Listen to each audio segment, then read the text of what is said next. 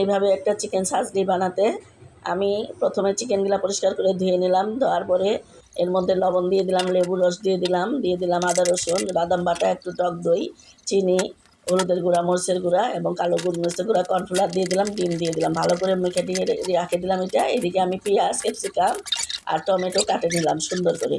কাটার পরে আমি আরেকটা সস তৈরি করে নিলাম। এর মধ্যে চিলি সস, টমেটো সস আর একটু সয়াবিন তেল দিয়ে দিলাম, দিয়ে এটা ভালো করে তৈরি করে নিয়ে নিলাম। এখন আমি এই কাঠের মধ্যে একটা করে চিকেন, একটা করে পেঁয়াজ, একটা করে সাজলি এবং ক্যাপসিকাম নিয়ে ভালো করে কাঠিতে ভরাই নিলাম। নেওয়ার পরে কড়াইয়ে তেল দিয়ে দিলাম, দেওয়ার পরে এখন আমি ভেজে নেব। ভাজার সময় আমি এর মধ্যে এই যে সসটা বানাইছি এটা ব্রাশ দিয়ে দিলাম একটু বাটার। ভালো মতো উল্টায় আমি ভাজে নেব এইভাবে সমস্ত সার্ভিসগুলো। ভিডিওটা ভালো লাগলে একটা লাইক দিবেন, শেয়ার করবেন, কমেন্ট করবেন।